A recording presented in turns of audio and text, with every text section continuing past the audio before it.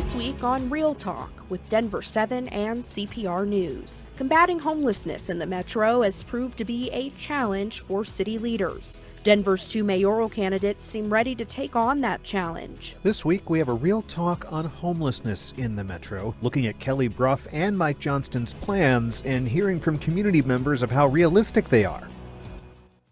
Welcome to Real Talk with Denver7 and CPR News. I'm Denver7's Micah Smith. And I'm Colorado Public Radio's Nathan Heffel. Each week in a partnership between Denver7 and CPR, we'll have a real talk about issues impacting underrepresented people across Colorado. This week, we're focused on homelessness in the metro. We will look at the plans both Denver mayoral candidates have put forth on how to combat homelessness and hear perspectives from community members on those plans.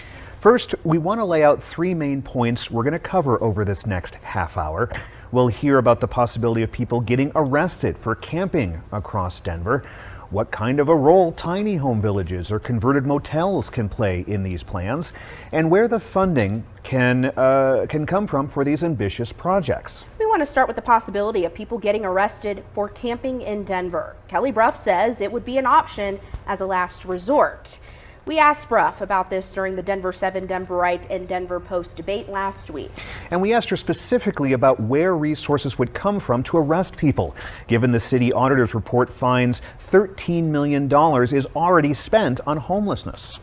I have to emphasize what the auditor is focused on in his audit is the cost of continually sweeping people and how ineffective that is.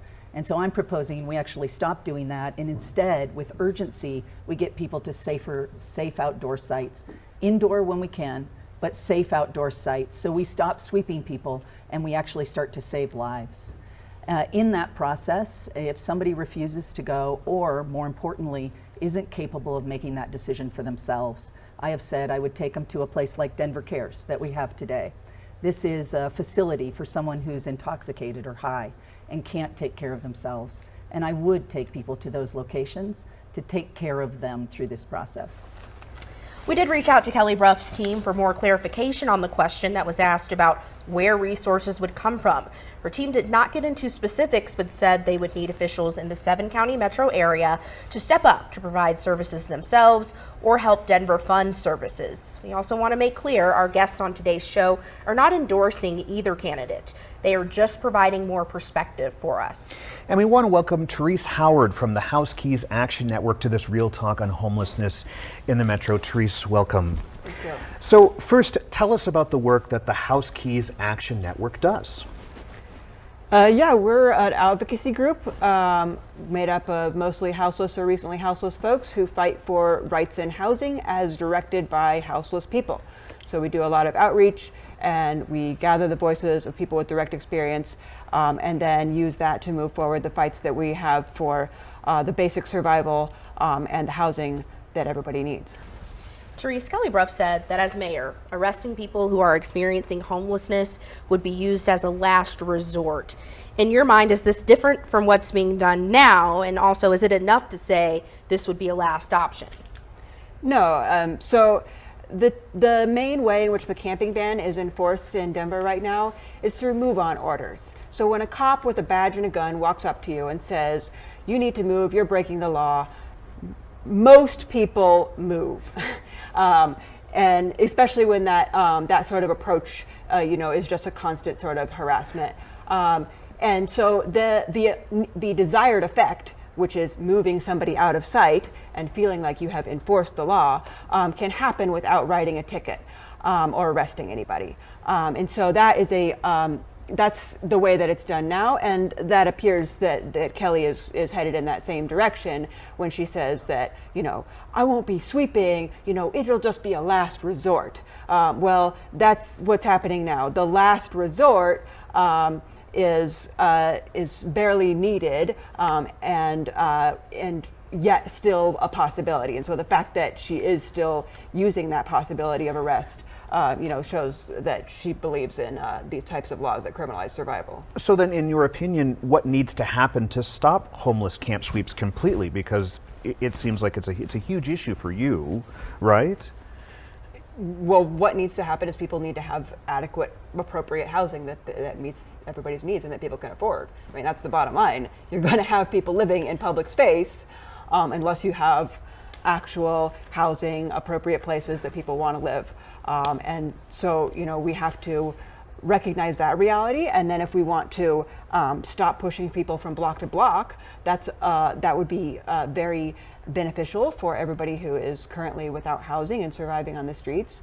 And we can do that right now, and also address immediate needs as we're working on housing. We can address immediate needs with crisis response, with bathrooms, with water access, all these sorts of things.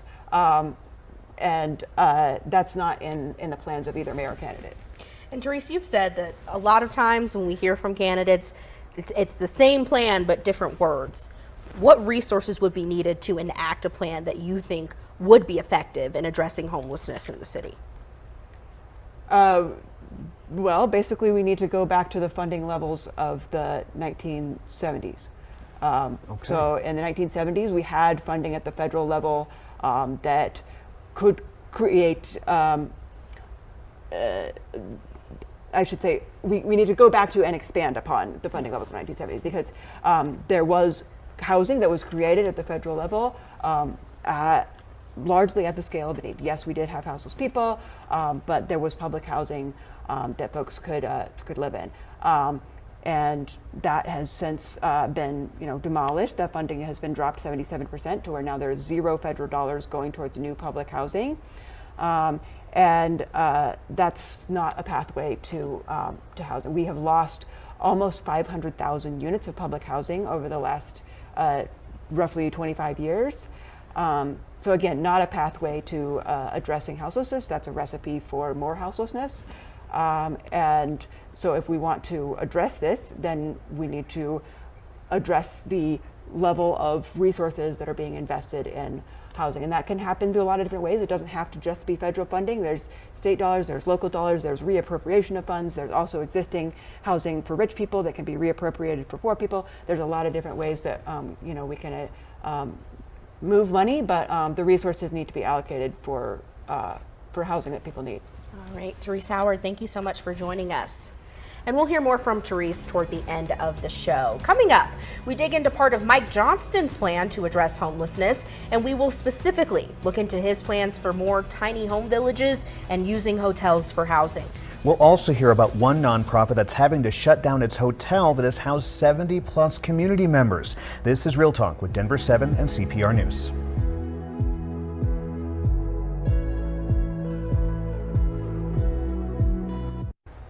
Welcome back to Real Talk with Denver7 and CPR News. I'm Denver7's Micah Smith. And I'm CPR's Nathan Heffel. Today we're having a real talk on homelessness in the metro and looking at the plans put forward by both Denver mayoral candidates. We're putting focus now on some alternative housing options to get people experiencing homelessness into shelter. Mike Johnston's plan includes building micro communities. We asked him how he will prioritize who gets first pick on those units, and here's what he said.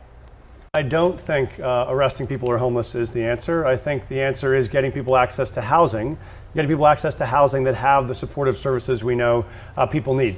Example is I was talking to a guy outside of a shelter a few weeks ago who had a construction hat in his bag and was saying that he's been working construction but ended up homeless again after 11 months of work because he had to choose between going to get a shift for construction at 5:30 in the morning or going to the methadone clinic where he's getting treatment to get off his addiction. And because he had to choose treatment, he missed the shift, couldn't pay the rent, was back on the street. That's not someone that needs to be arrested. That's someone that needs access to housing, needs access to services, needs access to support. What we know is that if we create this kind of housing, Joe, we know there's people who want to go there in overwhelming numbers. And so that's why we want to build this scale quickly. These tiny homes can be built quickly. We can convert hotels quickly. That allows us to move people to those sites that we know they overwhelmingly want to go. And so for me, that's how we solve it, and we can solve it with real speed.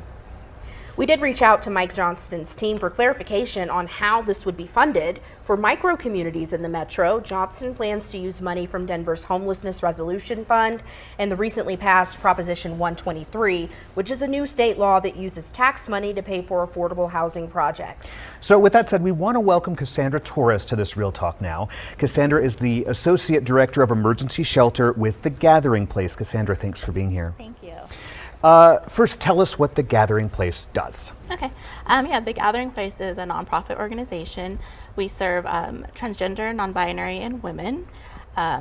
anyone that is either experiencing homelessness or just living under poverty, which is very common. We don't make them sign any kind of paperwork. We're low barrier, so that means they don't have to access specific services to be a part of the organization.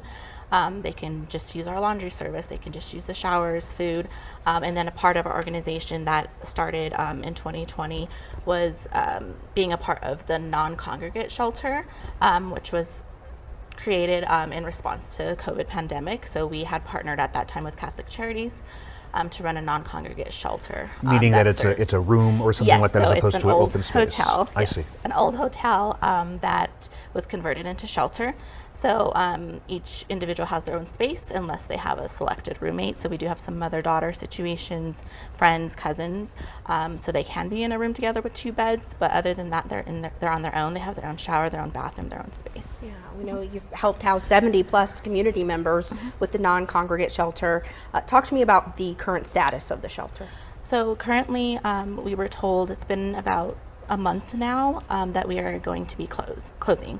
DHA and the city of Denver have decided to not renew the lease on that property, but also have decided not to continue with the actual roadway program. So with that said, Mike Johnston's plan to put more focus onto projects like this, what is your reaction to that plan?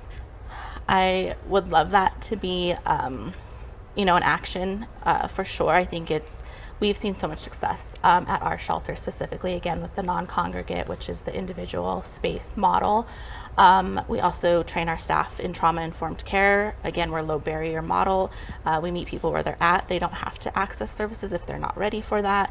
We've created so much stability for those people that they sometimes are ready for housing, and that does help, and sometimes they're not. And so, my concern would be that it's a great idea, and I think the tiny homes is also a great idea, but I also feel like shelter is so important. If we're closing shelters that are actually showing real numbers of success, it's concerning, because I'm curious of why that's not aligning with what we're being told by the city right now. Right, and it seems like you're having to start from square one again. Yep. And all of these people that are utilizing the services, they're out again, Right. where they don't want to be, right? Right, yes. So we're working along with TSA and the city of Denver with getting vouchers and things like that. But as we know, there's not enough, there's not 70 plus vouchers.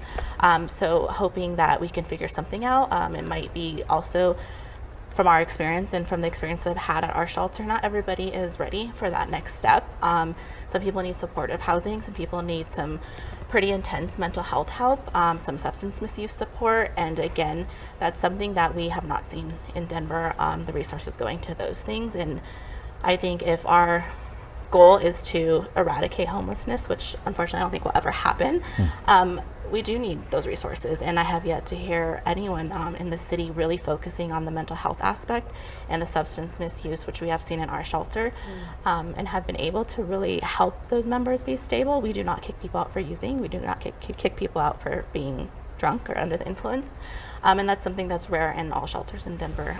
That's something that's not common. Yeah, well, Cassandra, what else can be done? What can the next mayor do to make sure that these approaches to housing are successful?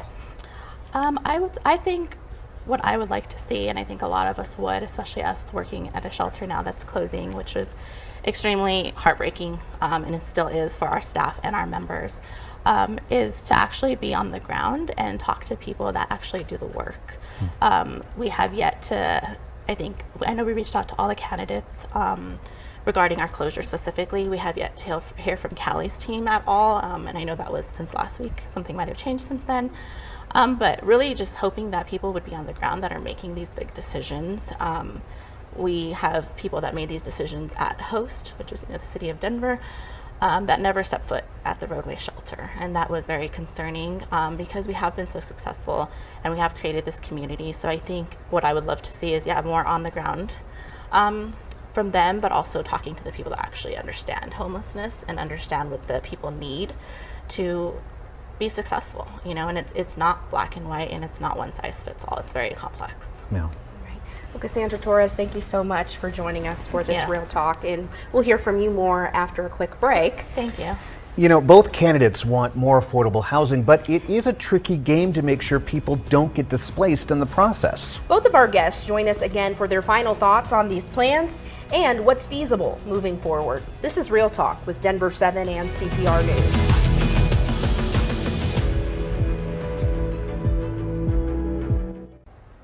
This is Real Talk with Denver7 and CPR News. I'm CPR's Nathan Heffel. And I'm Denver7's Micah Smith. Today, we're having a real talk about housing in the metro, looking at the plans put forth by Denver mayoral candidates Kelly Brough and Mike Johnston.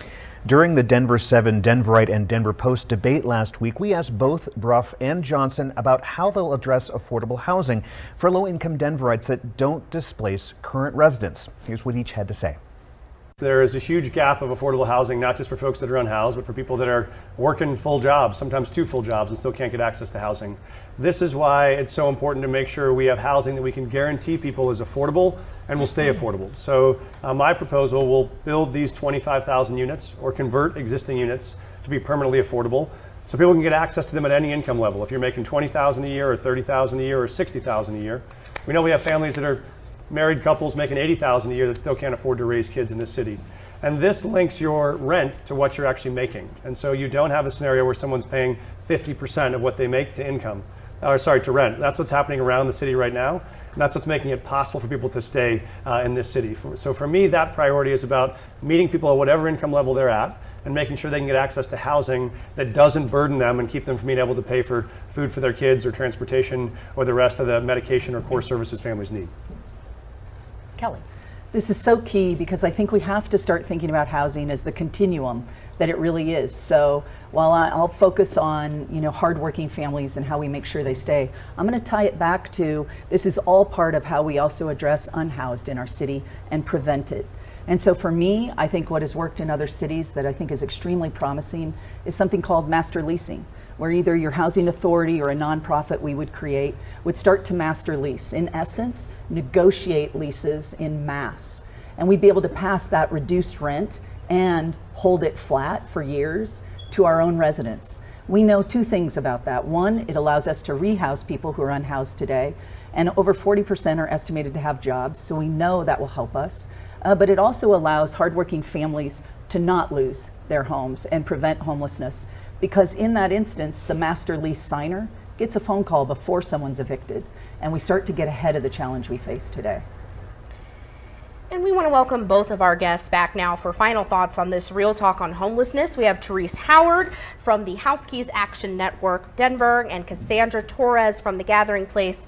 I saw both of your faces when we heard both of those sound bites. So my very first question for both of you is, what is your immediate reaction? We heard housing based on income, master leasing. Therese, we'll start with you. Yeah, both housing based on income and master leasing are things that we very much support as HAN.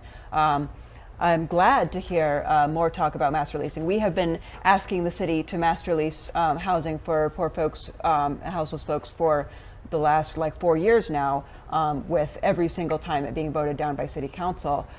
So we would welcome that change, but it's important to note that Kelly specifically talked about nonprofits or a housing authority leaving the city out of that. So the city really needs to consider their responsibility in terms of stepping up to the housing need, and what's most efficient there in terms of creating the most units most quickly. One of the really important things about master leasing is it's a way to move away from all of the issues with the voucher system, where we have landlords that are discriminating, where we have people that have vouchers that are losing their vouchers and losing housing options due to unable to work the system in the times that are given, and all of these other problems. Also the way in which the voucher system is raising rents and not keeping them set.